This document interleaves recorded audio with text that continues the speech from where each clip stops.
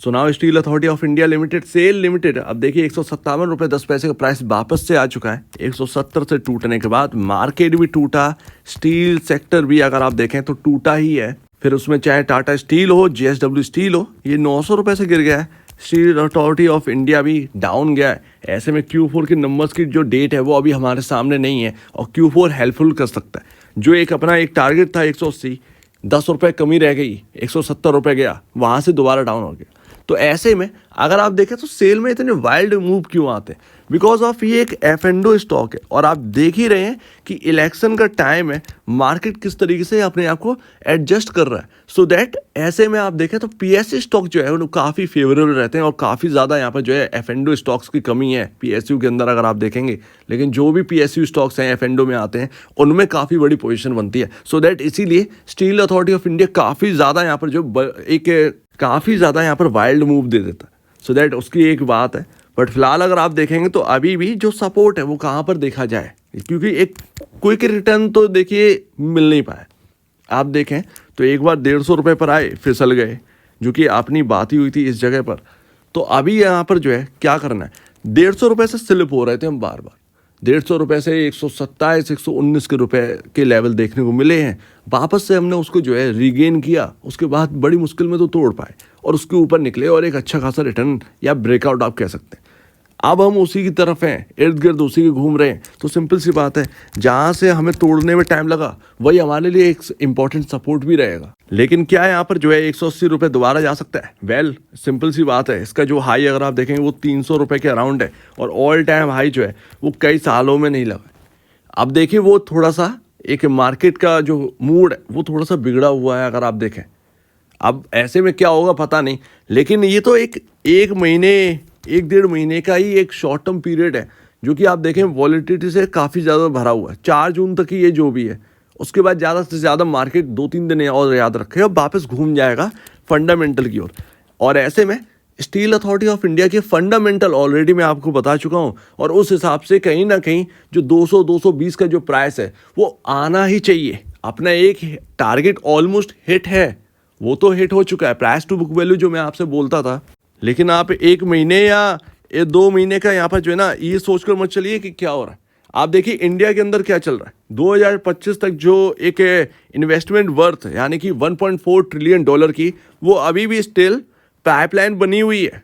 तो इतना बड़ा इन्वेस्टमेंट आ रहा है। आप देखेंगे अगर इंफ्रा जो है वो इंडिया का इंक्रीज होगा, आप देखेंगे तो हम बात कर रहे हैं डेवलप्ड कंट्री से टक्कर देने की।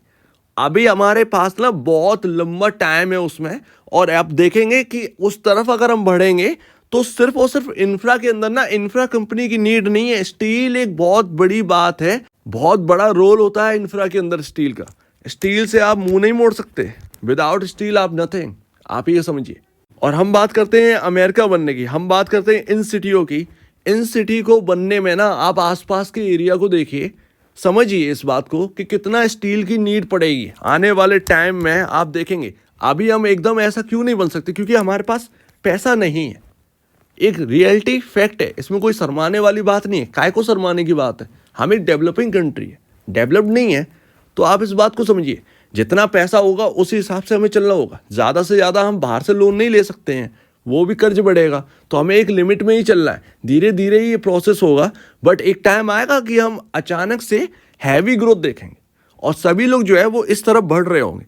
तो वो आप देखिएगा कि आगे स्टील की कितनी बड़ी डिमांड जो है वो आपके सामने आनी है। आसपास के एरिया को देखकर ही आप समझ सकते हैं कि जब ये चेंज होगा। हम बात कर रहे हैं कि एक ऐसी सिटी बनने की जो कैलिफोर्निया हो हमारे इंडिया के अंदर, हम बात कर रहे हैं कि न्यूयॉर्क जैसा सिटी हो, हम बात कर रहे हैं मुंबई को ऐसा डेवलप करेंगे, हम बात कर रहे हैं दिल्ली को ऐसा डेवलप करेंगे। तो उसमें स्टील की भूमिका बहुत बड़ी है।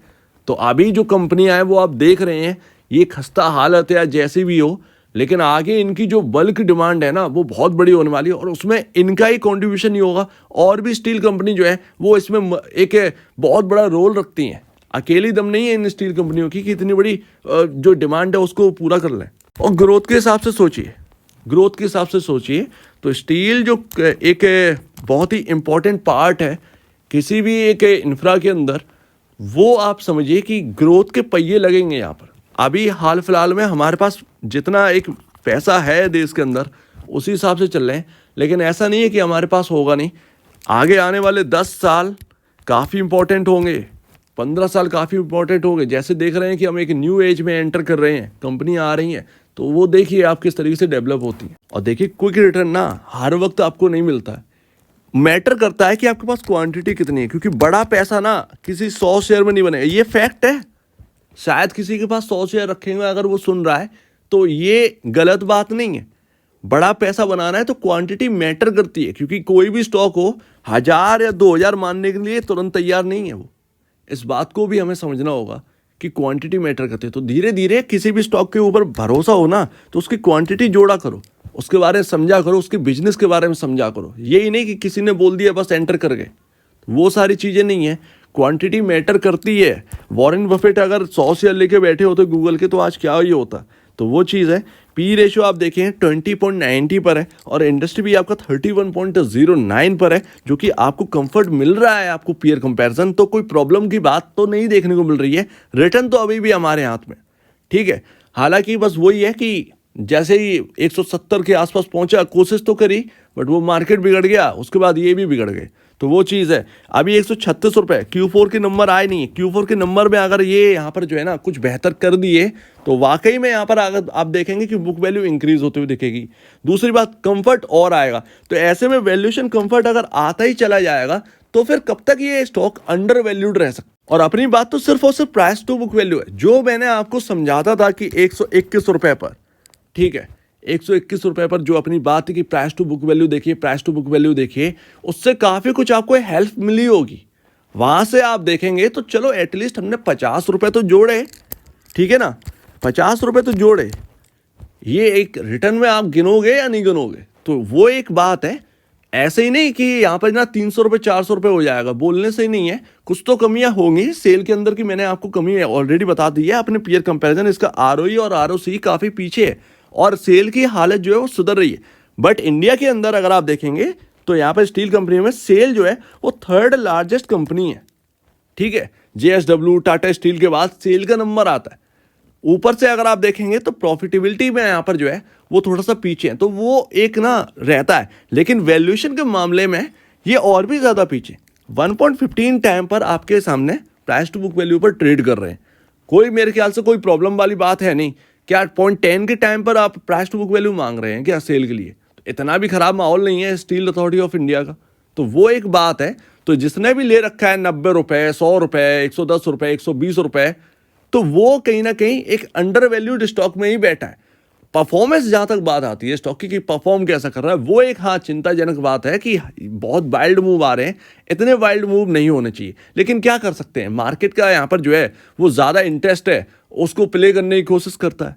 तो एक ये बात है। लेकिन जिसने भी एक थोड़ा सा लंबा नज़रिया ले रखा है, कभी स्टील अथॉरिटी ऑफ इंडिया 30 रुपये पर काम करता था, तो मल्टीबैगर तो बना ही है, ये तो हम बोल ही नहीं सकते हैं। कभी 15 रुपये पर भी था।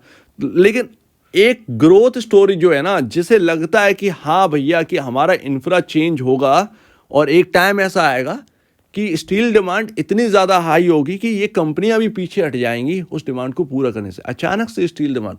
तो वो चीज़ आप देखिए, वो एक टाइम पर आएगा सिनेरियो।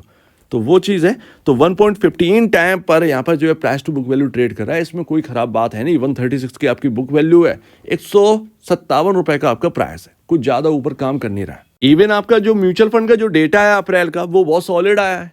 क्या आपने देखा? ये लिस्ट बहुत लंबी है, मैं तो सिर्फ और सिर्फ एक स्क्रीनशॉट दिखा रहा हूँ।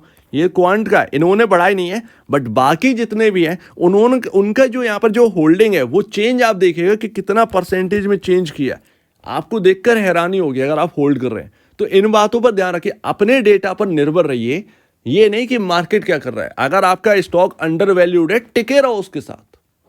अगर नहीं अंडर वैल्यूड, ओवर वैल्यूड है, मुझे रिटर्न दे रहा है, तो उसको बुक करो। क्या प्रॉब्लम है? थोड़ा और बढ़ जाएगा, निकल जाएगा यहाँ से, लेकिन एटलीस्ट उस टेंशन से, उस रिस्क से तो बाहर आओगे। पैसा यूं ही थोड़ी नहीं टिका रहेगा। तो वो एक ना समझने वाली बात है। स्टील अथॉरिटी ऑफ इंडिया ने कोई आपको जो है वो बड़ा गेन नहीं दिया है, और पीयर कंपैरिजन ये बहुत पीछे है।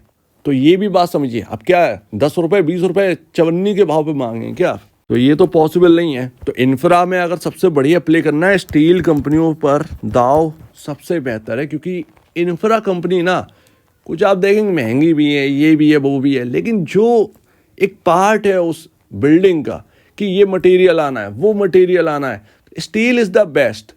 स्टील का नीड है, बड़ी से बड़ी बिल्डिंग बनानी है, बहुत लोहा चाहिए भैया। बस फिलहाल आप देखें लास्ट यहां पर आपका जो इंपॉर्टेंट लेवल है वो 140 रुपए है। इस स्टॉक में अगर ये लेवल टूटता है, करंट का भाव 150 रुपए का भाव टूटता है, ये सपोर्ट कहीं ना कहीं 140 138 की तरफ से ही लेगा। ये आप बात समझिए। हालांकि 150 रुपए का लेवल तोड़ना ये आसान नहीं होगा इस स्टॉक के लिए। जिस तरीके से मुश्किलों में ये तोड़ा गया है 150 रुपए का लेवल, वो आसान नहीं है कि उसको हम दोबारा यहां पर पीछे करते हैं। उसके लिए बहुत बड़ी यहां पर कोई खबर चाहिए या कुछ बड़ी बात चाहिए मार्केट के अंदर। आसानी से नहीं होगा, लेकिन जितना भी होगा, जो भी होगा, अगर ये मुझे मिलता भी है और Q4 के नंबर अगर अच्छे आ गए तो ये मेरे लिए बहुत ही अंडर वैल्यूड स्टॉक होगा। मेरे लिए एक बहुत ही बेहतरीन स्टॉक होगा जिसका ऑल टाइम हाई 300 है और सालें हो गई हैं इसका ऑल टाइम हाई नहीं आया। तो मैं वेट करूंगा इस स्टॉक के अंदर, कहीं ना कहीं ये मेरे एक जो है वो सिनेरियो डेवलप करके चलूंगा। तो वो कहीं ना कहीं एक प्रोसेस जो है वो भले टाइम लग जाए, लेकिन एक ना एक टाइम पर आकर वो पूरा हो सकता है, क्योंकि अंडर वैल्यूड है। अंडर वैल्यूड के साथ रहने में कोई दिक्कत नहीं होती है, ओवर वैल्यूड के साथ रहने में दिक्कत होती है। महंगे को महंगा नहीं बेच पाते हैं, सस्ते को महंगा एक बार चांस मिल जाता है बेचने के लिए। तो वो एक चीज़ है।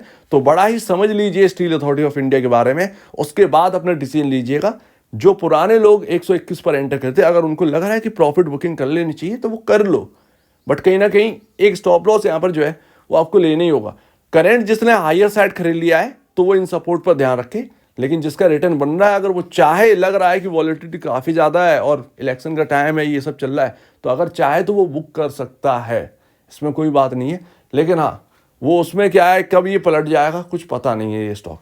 तो वो चीज़ है आपके सामने। तो जो भी करना है बड़ा ही सावधानी से करिएगा। इसके साथ साथ Q4 के नंबर आने दीजिए, डेट तो आई नहीं है, नंबर देखते हैं कैसे आते हैं। नंबर अगर अच्छे आ गए तो ये और भी अंडर वैल्यूड होगा स्टॉक। सो उम्मीद है काफ़ी कुछ आपको समझ में आया होगा। आपके कहना है इसके ऊपर कमेंट सेक्शन में, और अपडेट मिल जाए। वीडियो देखने के लिए बहुत धन्यवाद दोस्तों।